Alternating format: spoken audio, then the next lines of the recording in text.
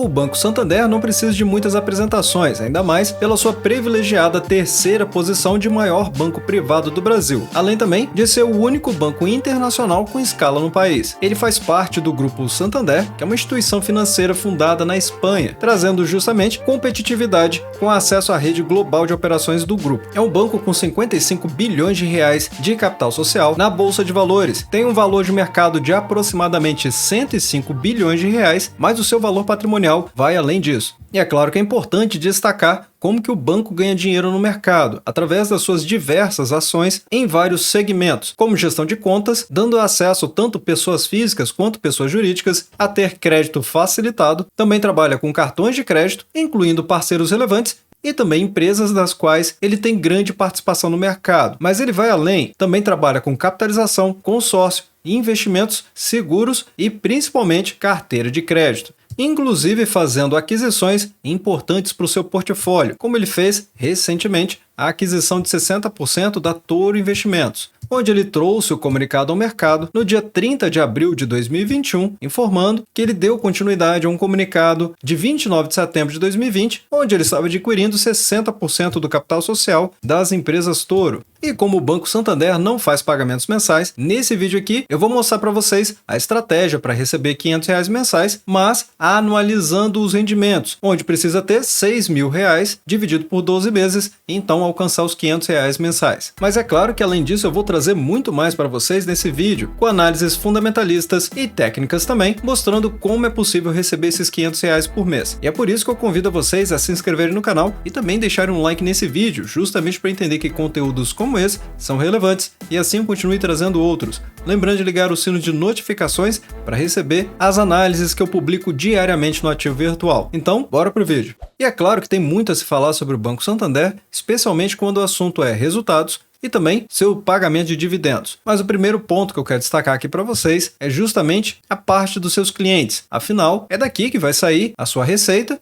que aliás cresceu 15% na comparação anual, mas existe uma diferença entre as receitas e a lucratividade. Eu vou falar mais sobre isso nesse vídeo ainda. Mas o primeiro destaque é o crescimento total de clientes, que cresceu 11% na comparação ano contra ano, mas o principal destaque são para os clientes ativos, ou seja, que têm contas ativas. Crescimento aqui de 6%, subindo muito forte desde setembro de 2021. Ainda mais aqueles clientes que têm 6 ou mais produtos do Banco Santander. E esse então cresceu 14% na comparação anual. E destacando aqui para vocês as plataformas de investimento, sobretudo a plataforma Toro, que eu trouxe logo na introdução desse vídeo, ela já cresceu 85% no total de clientes na comparação anual, chegando a 1,1 milhão de clientes, sendo que apenas os cartões de crédito tiveram faturamento total de 83 bilhões de reais, com um crescimento de 5%. Sendo que o mercado tem batido forte nas cotações do Banco Santander, olhando aqui no gráfico semanal, ou seja, cada candle desse aqui representa uma semana inteira de negociações na Bolsa de Valores. Aqui, a queda fortíssima com o estouro da pandemia no ano de 2020 e o banco, logo na sequência, começou a valorizar fortemente. O problema realmente começou com a queda das cotações indo para baixo da média móvel exponencial de 200 períodos com o resultado do banco, onde ele trouxe uma queda do lucro líquido em 10%. E aqui é importante entender que a receita total caiu 3,3% e o lucro líquido, que é a parcela da receita total que realmente pode ser revertida em dividendos para os acionistas,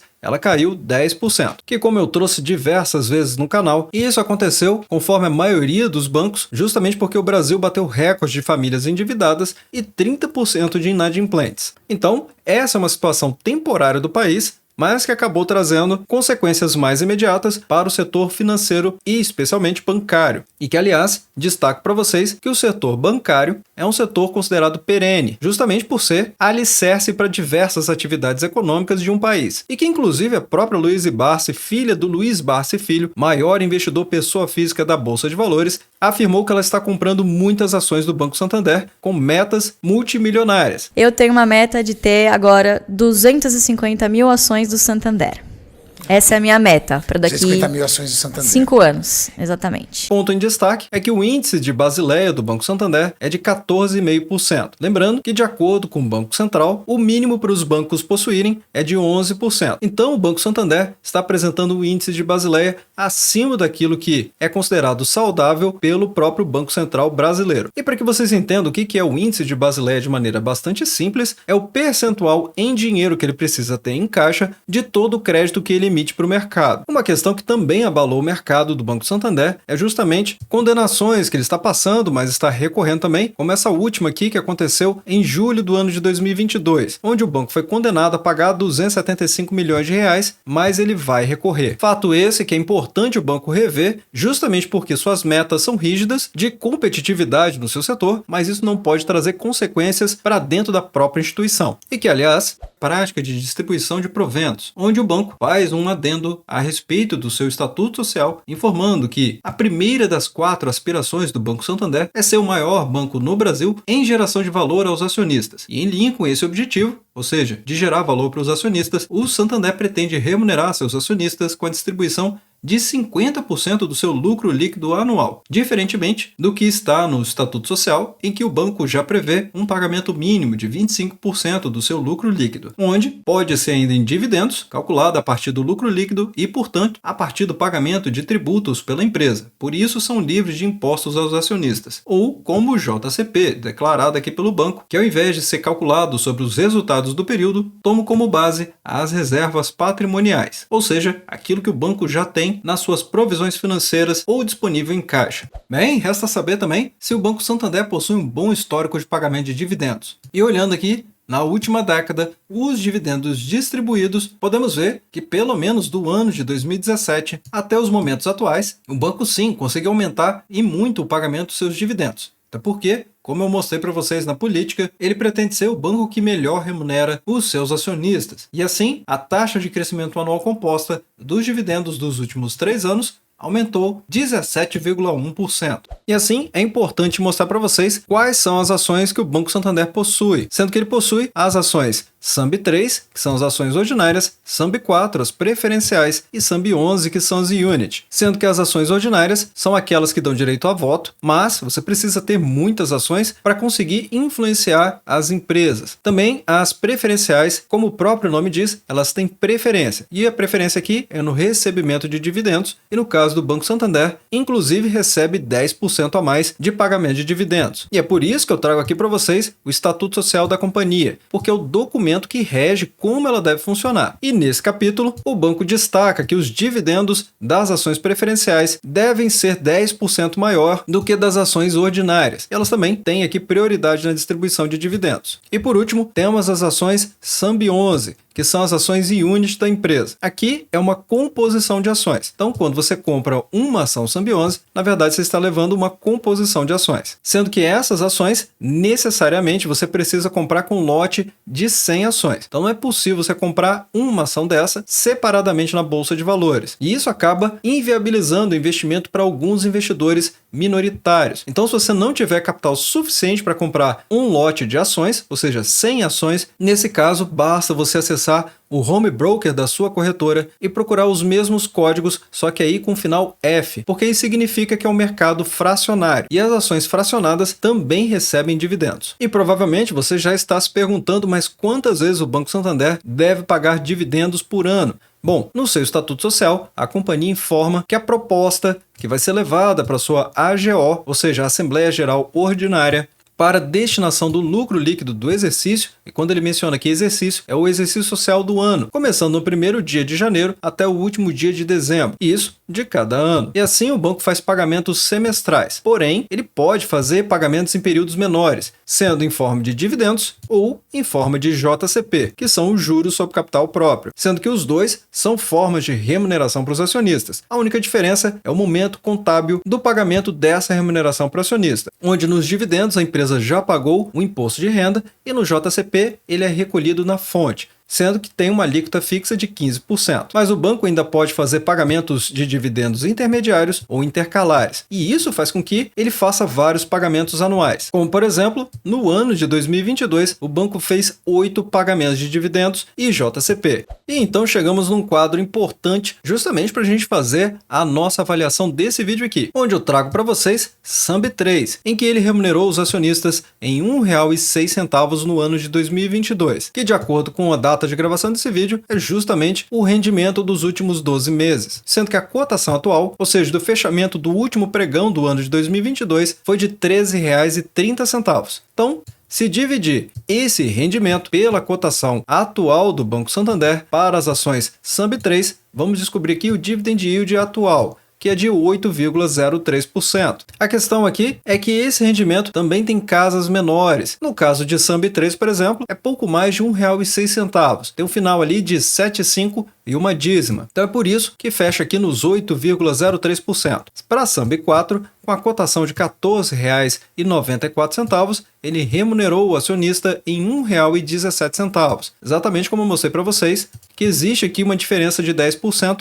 que o banco paga mais quando vimos o estatuto social do banco, e assim gerando um dividend yield de 7,86%. E por fim, SAMB11, lembrando que SAMB11 é uma composição de ações, uma ação ordinária, SAMB3, mais uma ação preferencial SAMB4. E nesse sentido é por isso que ela é mais cara, em R$ 28,19. E é por isso também que ela recebe mais pagamento de dividendos. No caso aqui, pouco mais de R$ 2,24, gerando um dividend yield de 7,95%. E aqui é importante ter mais atenção, porque o valor dos ativos, ele importa. Como vocês podem observar, aqui tem algumas relações, como os 10% a mais e a composição de ações. Mas, quanto menor for o valor das ações, ainda que o rendimento seja o mesmo, com a queda do valor das ações, o dividend yield vai aumentar, justamente porque é a mera divisão do rendimento pelas cotações atuais. E até mesmo quando a gente compara os últimos 5 anos de resultado de cada ação do Banco Santander,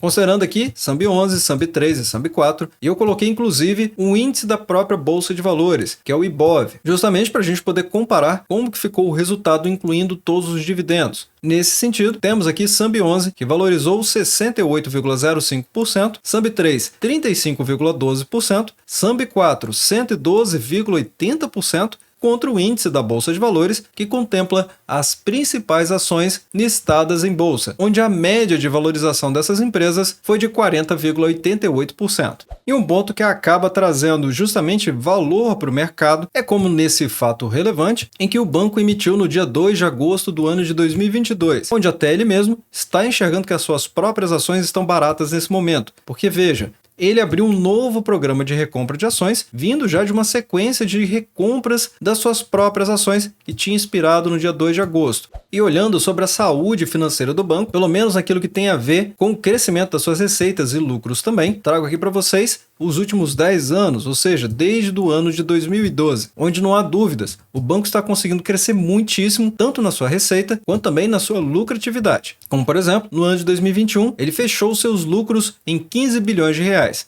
E já nos últimos 12 meses, ele já alcançou 14,5 bilhões de reais. Ou seja, ainda não temos o apurado do quarto trimestre do ano de 2022, e ele já está conseguindo isso, mesmo com todas as dificuldades que eu mostrei para vocês. E fazendo uma comparação dos indicadores das ações do banco, temos aqui que a ação que está apresentando os melhores indicadores nesse momento, ou seja, com o apurado do ano de 2022, é SAMB3, porque está com PL mais baixo, lembrando que o PL é o preço dividido pelo lucro, ou seja, é o valor de mercado da empresa dividido pelos lucros dos últimos 12 meses, gerando assim esse PL que mostra que as ações SAMB3 estão mais baratas do que as demais ações da própria empresa. E isso ocorre justamente com o argumento que eu acabei de utilizar com vocês, que o preço importa. Então, importa inclusive para poder enxergar qual é o ativo que está mais descontado no momento. E nesse caso, mais descontado em relação aos seus lucros. Em outras palavras, os lucros do Banco Santander conseguem pagar, nas cotações atuais de SAMB3, o seu valor de mercado em menos de 7 anos. PVP, que é o preço dividido pelo valor patrimonial, o banco se encontra 7% mais barato do que seu valor patrimonial. Também um dividend yield mais interessante de 8,03%, um retorno sobre o patrimônio líquido, que é o ROI, em 13,45%, além de um indicador que eu gosto bastante, que é o KGR Receita 5 anos e Lucros 5 anos. Esse indicador, ele aponta para o crescimento dos últimos 5 anos do banco. E nesse sentido, temos aqui que o banco cresceu nas suas receitas 10,92% e nos lucros 9,67%.